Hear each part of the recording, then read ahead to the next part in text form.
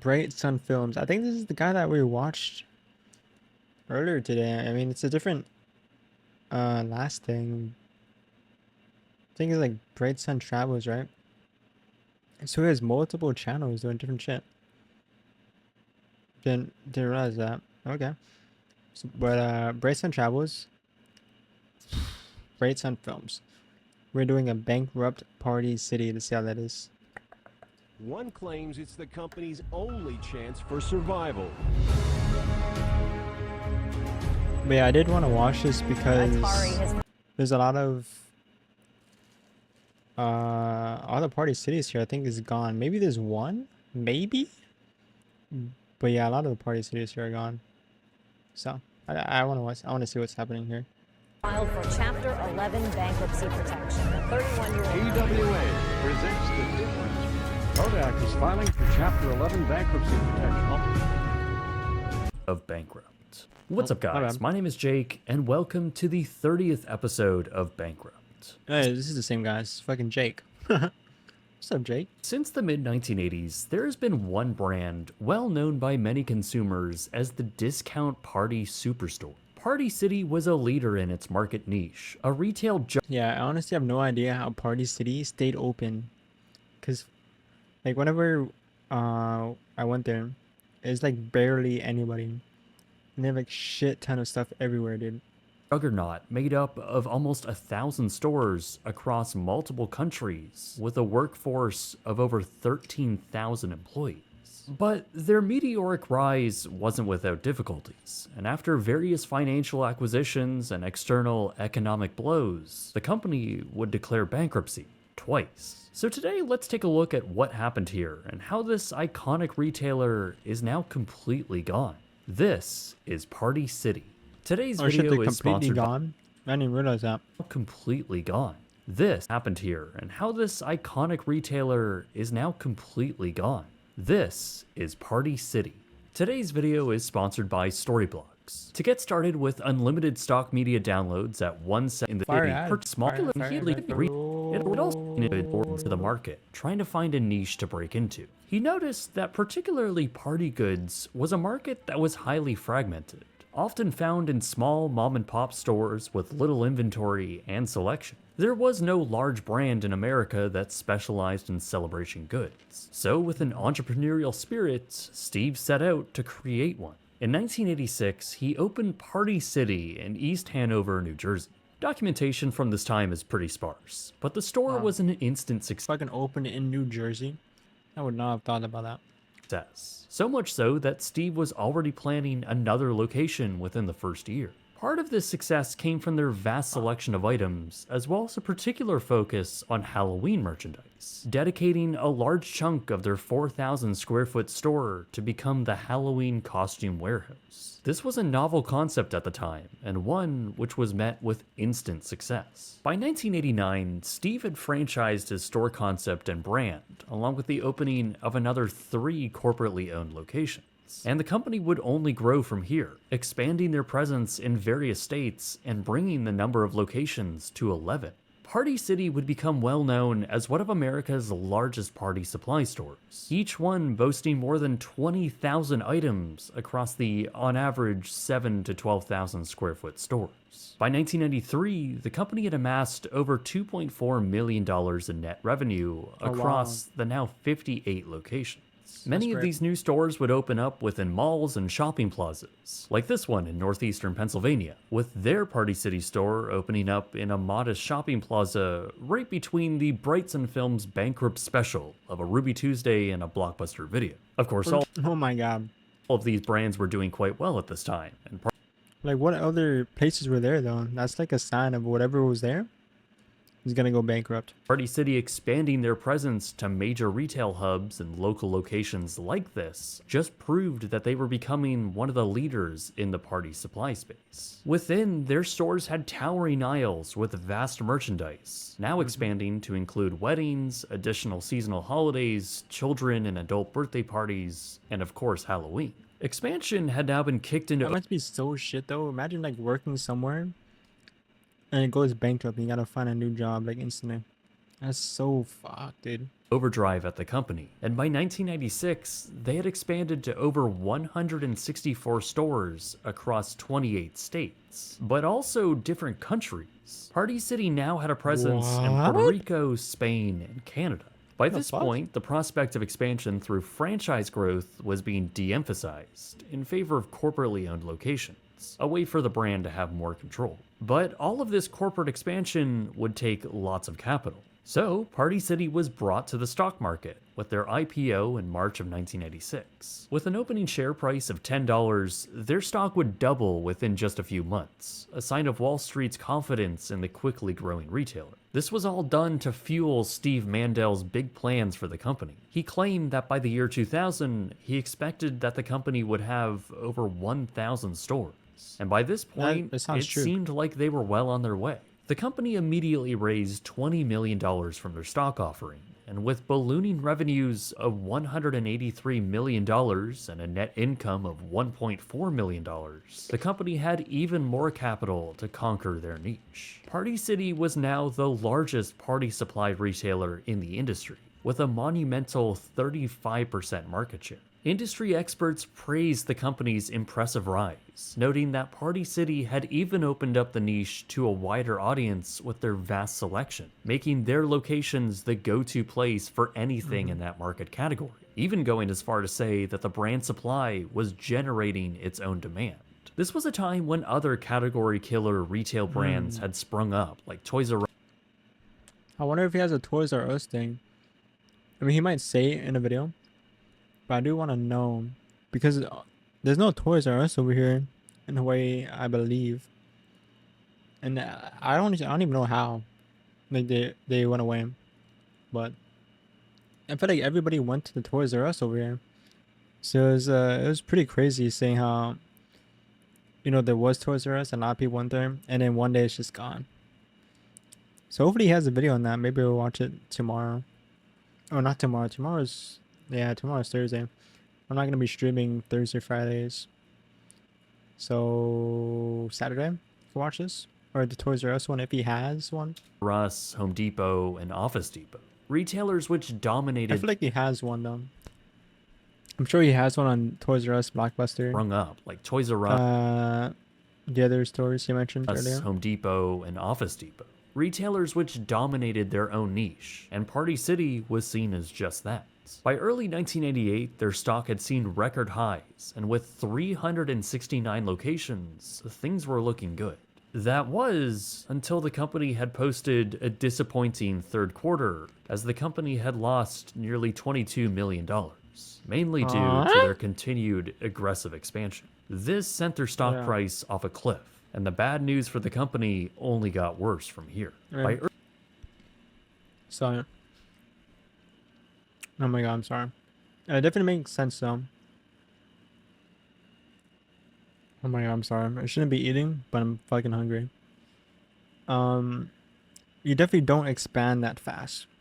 You know, you slowly branch out there. You go to places that request it more or that don't have enough, you know, this or that. But don't fucking try to expand to all 50 states instantly. I mean, not instantly, but you know what I mean. As fast as he did it, definitely don't do that. Mainly try and do just online work. Well, I mean, this was very far in the past, so maybe not like delivery stuff, but you definitely don't try to branch out as fast as he tried to, or he did. early 1999, Party City had Because it doesn't just mess up like prices, it messes up, you know, your product and shipping and all of that too. announced that they were unable to file their end-of-year audit due to bookkeeping issues.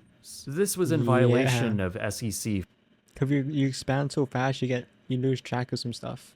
filing regulations, and due to this, they had their stock immediately frozen. The company makes would sense. ultimately be delisted from the New York Stock Exchange later that year, where multiple class action lawsuits would then be filed against the company, with shareholders claiming that they had been misled by leadership. The years of accelerated growth had amounted to large debt loads, And now, with their stock price in a hole, the company was running out of liquid cash to meet their debt obligations or even pay suppliers for their merchandise. This was a massive corporate scandal for Party City and put their entire brand strategy into question. Clearly, there had been That's kind of crazy though. They were in fucking bankrupt pretty much before I was even born, I think. Which is crazy because I've been going to like once every year. And that's insanely shitty. But they're pretty much a Halloween store down here. Or where they used to be. Pretty sure they're gone now, of course. But they're just used like as a Halloween store. You usually just go down there, you know, get your costumes or like check out the costumes, see what they got. Or you go down there and get balloons or maybe it's like something for like a regular party and that's it. Like it's not like a regular store you just shop at. It's pretty hard for a store like that to stay open, I feel. serious financial mismanagement for a major public retailer, and this corporate turmoil would require a restructuring. Both the company's CFO and CEO, the original founder Steve Mandel, would then step down. He ultimately would never see his brand reach that 1,000 store mark. The company he was now leaving behind was in financial trouble, and as a result of the fallout, there were few. Buddy, he made this entire company. He had a dream for it and everything. It just he did it completely wrong. Sorry. So he decides to say, fuck it. I'm out of here. Buddy, what? Fears that the company would soon not be able to pay suppliers. By early 2000, Party City ultimately found the money in the form of a $40 million loan to help pay off their existing debt payments. I mean, of course, the only way to get out of a debt like that is get a loan, of course. And then you're in other type of debt. That's the only way you can get out of it. And pay suppliers, one day before it was due. But in the years to come, the company was back from the brink of bankruptcy. And with its financial troubles stabilized once again, the brand was relisted to the stock market.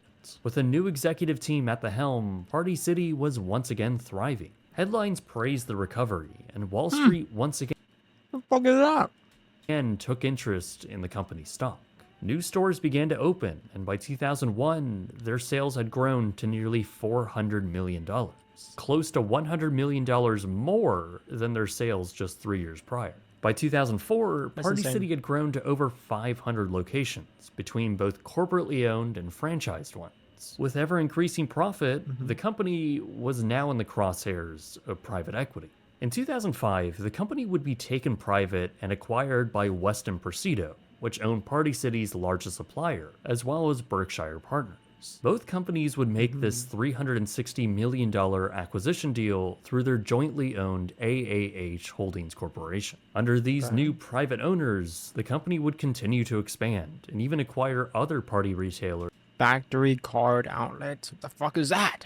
like Factory Card Outlet and Party America. Party America, buddy.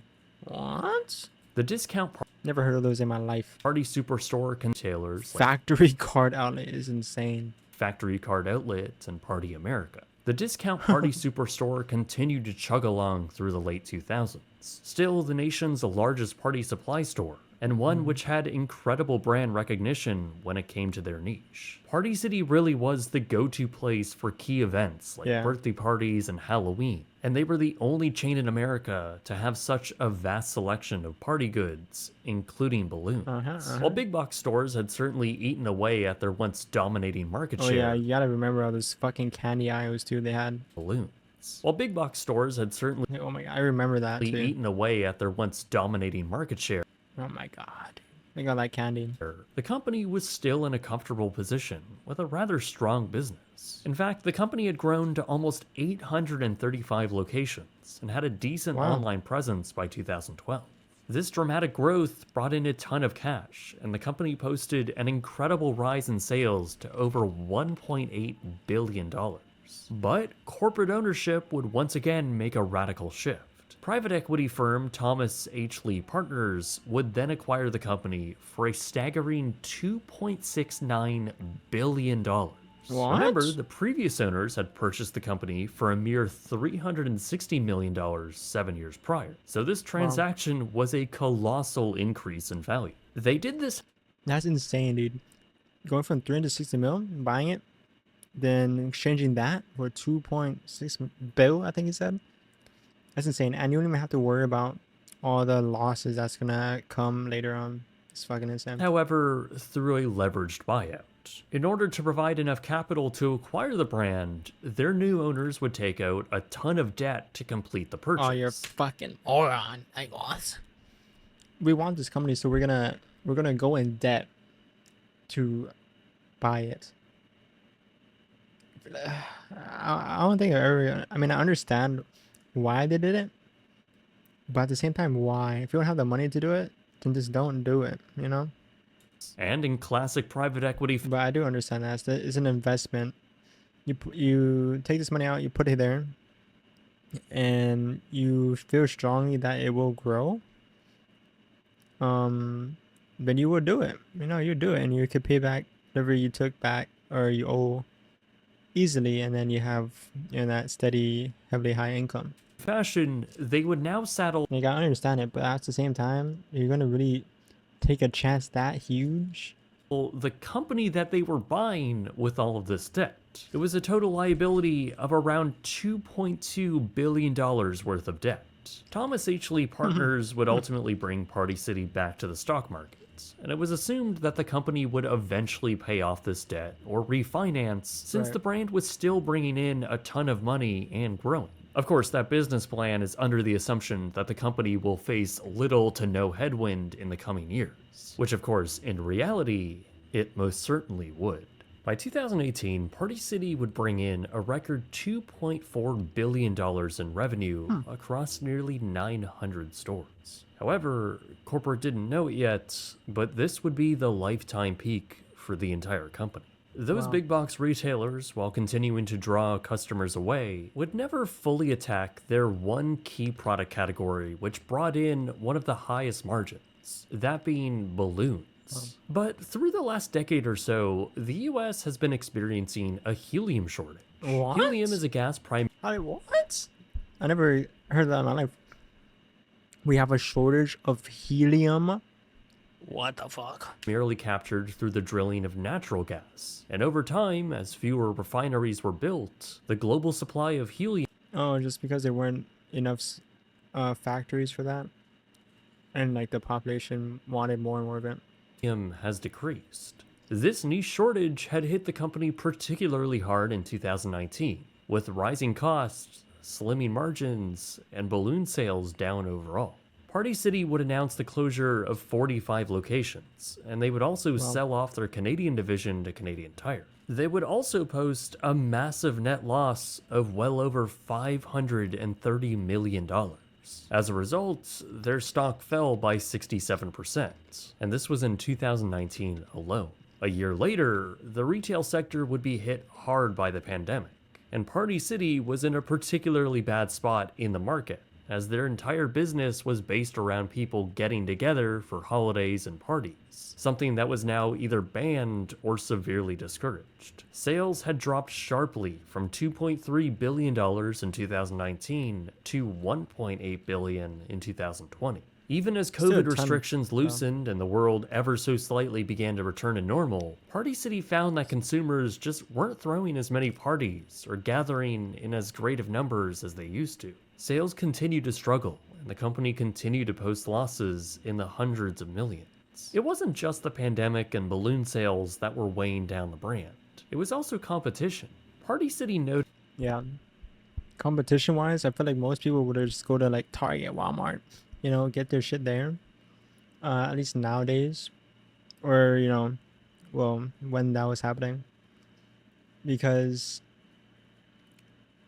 what do you call it? Places like those, they also sell balloons, costumes, a shit ton of party stuff as well. You know, like sheets, cloths, cups, right? Plates. Of course, not as variety as this, but even though there's a lot of variety, do you need that much at the same time? You know, you could just go to Walmart, get the regular whatever the fuck. Or, you know, you can go here, get something unique, but at the same time, it's out of the way. probably would cost more, maybe not, but yeah. I think, yeah, the enemy was definitely like fucking Walmart, big corporations like that just sell fucking everything. Noted that they were having lower than expected sales for Halloween, a key season for the company, and this was mainly thanks to the rise of temporary pop-up brands like Spirit Halloween, with their massive presence. Yeah, Spirit Halloween only like comes up during Halloween too. So they steal their Halloween stuff, which is what they're big for, and they also pop up when you need it, right? With strictly only Halloween shit. Maybe some party stuff, like a little bit, but strictly, costumes and decorations for Halloween. And they're also making a shit ton of money. Why? Because they're not open, the entire year. Only like, what, like a week in the year? As well as big box stores, dollar stores, and online retail. Yeah, dollar stores too, yeah. I guess. I mean, not many people go to dollar stores, I think. But, yeah, I also don't know how dollar stores are still even open. Like, what? How do you open with only selling shit for like around a couple dollars? No? All of these competitors were now leaning more into seasonal goods. Why make a trip out to Party City if your local Target, which you were already exactly, dude, planning on going to, has everything you need? It also didn't help that Party City stores were so vast with their merchandise that a lot of it was just bloat. An article in Forbes noted an example with their variety of solid colored tablecloths. Many of their stores would stock 32 different options, whereas only 15 of those colors would make up 90% of their sales. Their store. That's what I was saying. You give all this variety, but who's actually getting those varieties, Like maybe like a couple people here and there, but at the same time, you don't need all of that variety, As a result, were aesthetically busy spaces. If you're just buying all this stuff that you don't need, that's a shit ton of money wasted. With often disheveled, discount-style appearances. And this was all while merchandise wasn't always... Especially all that candy, too. Like, no one's buying all that candy. And eventually, it'll spoil or, you gotta throw it away eventually at a certain point. And that's a lot of fucking candy. By 2022, the company was running out of liquid cash on hand. By 2022, the company was running out of liquid cash on hand, getting as low as $30 million in one quarter. It didn't help that the company still had well over $1.3 billion in debt from their original hostile takeover. And the company was still making hefty debt payments to pay it off.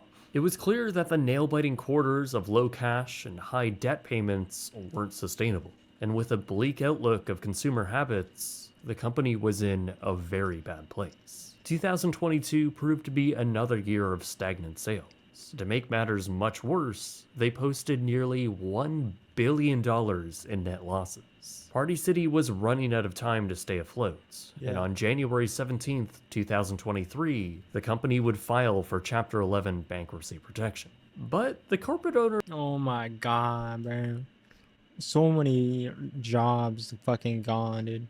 ...weren't ready to let the company disappear entirely. They would set out to restructure its debt and refinance. They secured a $150 million loan that's nowhere near how much they need to ensure the stores a shit ton of money, but nowhere near what they need would stay open. And by September 2023, they exited their bankruptcy with a new private equity owner and around $1 billion in debt erased from their balance sheets. The brand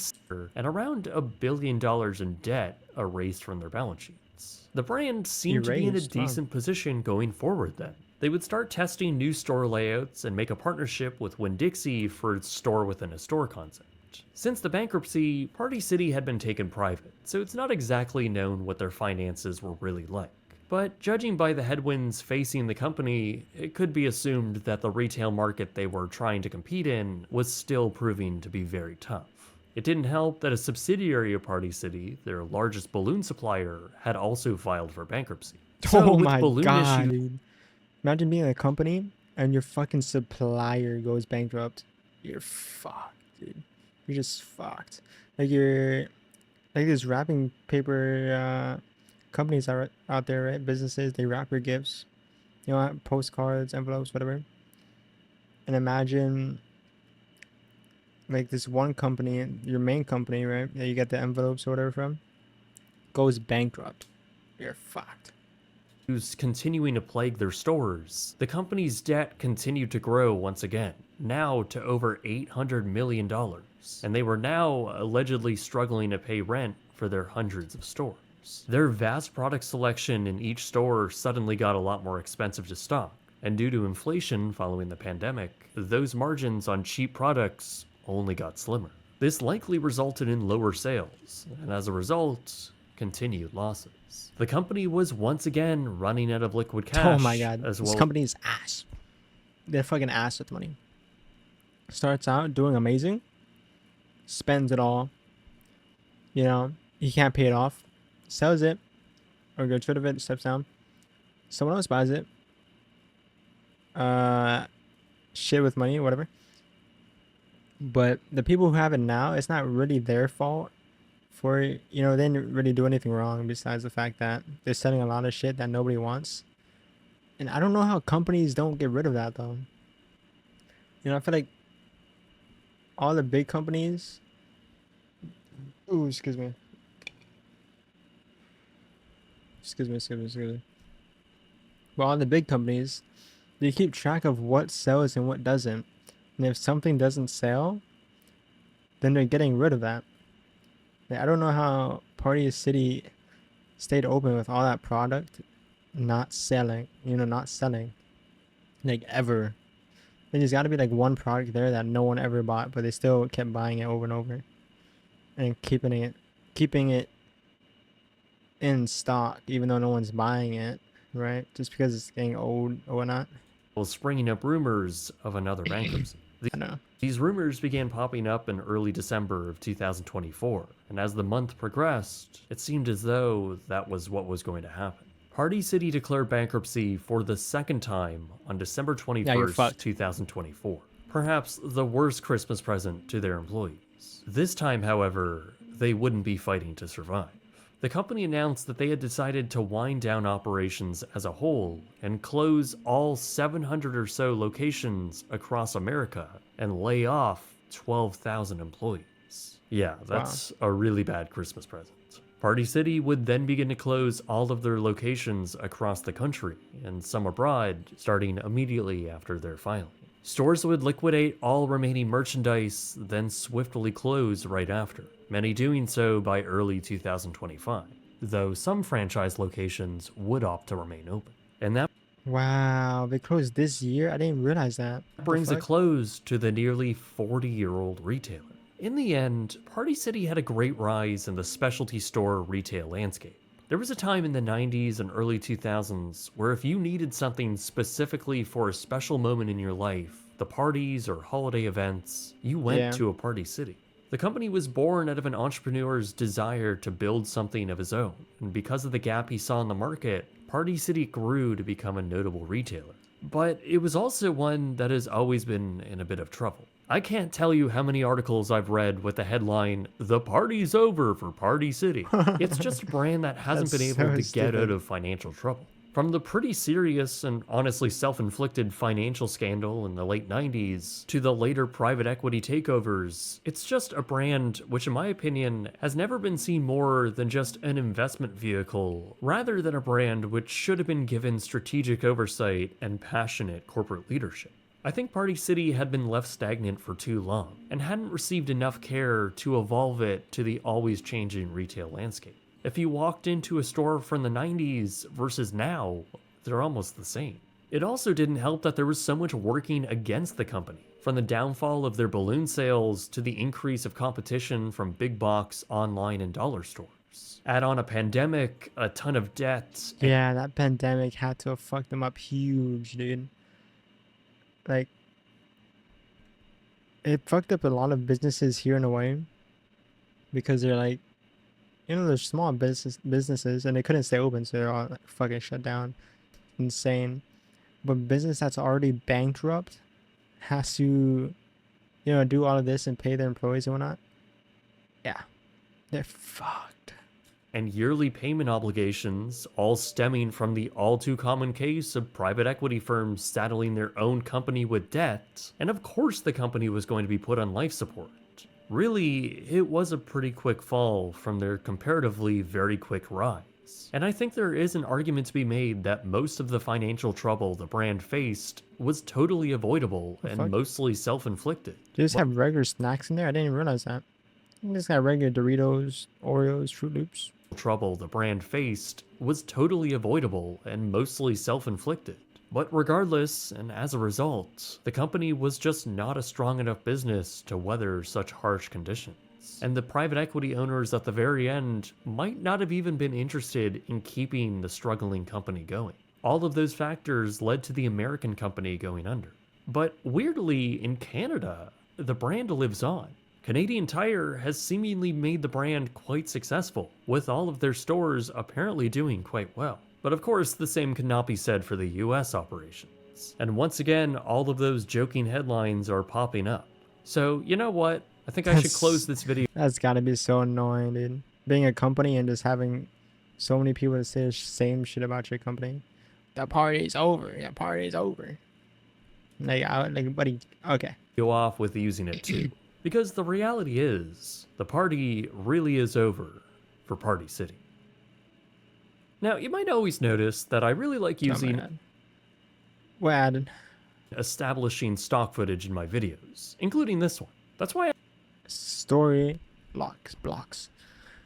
Ah, fire admin. I don't know. I don't even know what to say about it. I really don't. There's a ton of people doing stupid shit with money, not really caring about the customers. Because if you care about the customers, you figure out what they like and what they don't like, and if they don't like it, you get rid of it. You know, and you figure out what areas or what states and stuff actually buy shit from you. And I'm sure they had a ton of fucking stores. Like out of the 700 stores they had, there had to be at least 100 stores that nobody really went to, you know, and just completely losing profit, and they kept it open just to have that number saying that we have over 700 stores, or you know, we have a store there that people might go to, you know. Like, it doesn't make sense. It really doesn't make sense. But yeah, amazing video though. Bright sun as always. Where there's the films or the travel stuff, amazing video, man. Bankrupt Party City. I might watch more.